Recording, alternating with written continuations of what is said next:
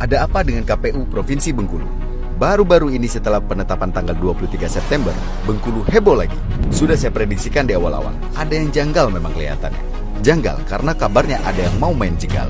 Dan ya terbukti, pasangan Agus Rin Imron ternyata tidak lolos. TMS katanya, tidak memenuhi syarat. Beda dengan dua pasangan kandidat lainnya. Ya, saya lalu tergelitik, sebenarnya apa poin dari ketidaklolosan mereka? Lalu, usut punya usut ternyata mereka dianggap tidak memenuhi syarat karena Agus Rin belum cukup 5 tahun menjadi mantan narapidana sesuai dengan keputusan MK. Agus Rin Imron melawan. Ya wajar lah, semut pun kalau diganggu sarangnya, dia pasti defend. Alamiah lah, narasi penzoliman digaungkan karena menurut mereka tidak ada satu pasal pun yang mereka langgar kecuali memang ada niat untuk menggagalkan. Katanya, pun ujuk-ujuk ada banyak pihak yang membela KPU ya. Kira-kira narasinya katanya KPU hanya menjalankan regulasi, bukan menzolimi, bla bla bla bla bla. Mulai dibangun opini bahwa KPU seperti makhluk tak berdosa yang paripurna dalam bekerja. Tapi tunggu dulu, mari sama-sama kita lihat data.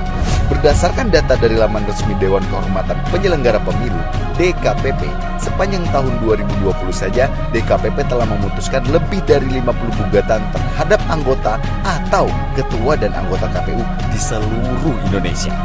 Hasilnya, hanya sekitar 20 kasus yang ditolak, sedangkan selebihnya diputuskan bahwa tergugat bersalah dan dihukum beragam, mulai dari pemberian teguran keras hingga pemecatan. Artinya, lebih dari setengah gugatan dikabulkan DKPP. Angka putusan pemecatan terhadap anggota dan ketua KPU juga terbilang tinggi, yakni mencapai 16 putusan, yang artinya hampir separuh putusan bersalah berimbas pada pemecatan. Sekali lagi, pemecatan. Anggota dan ketua KPU terbukti secara sah melanggar kehormatan penyelenggara pemilu diganjar dengan hukuman pemecatan. Dalam kasus Bengkulu, Agus Rin Imron juga mempertanyakan kasus putusan KPU yang berbeda dengan KPU Bengkulu, walaupun dengan jenis kasus yang hampir sama persis, yaitu tentang mantan narapidana. Adalah KPU Bovendigul, Papua, dan terakhir ada putusan Bawaslu Lampung Selatan yang membatalkan putusan TMS KPU terhadap pasangan calon Hipni dan Melin Haryani. Dalam keterangan pakar hukum dalam sidang Bawaslu Lampung Selatan, KPU dianggap melanggar sumpah jabatan karena salah menafsirkan regulasi yang ada.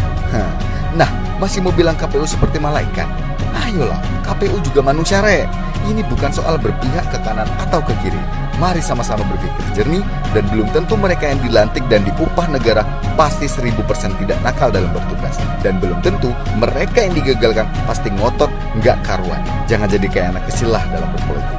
Lanjut ya, rakyat yang menunggu kepastian tentunya dari lembaga peradilan yang berwenang.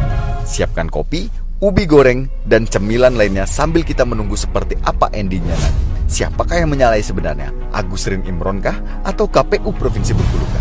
Nanti persidanganlah yang akan menjawab. Tentu ini akan menjadi sangat seru sekali untuk disimak. Sebuah drama yang belum tuntas sampai saat ini. Monggo.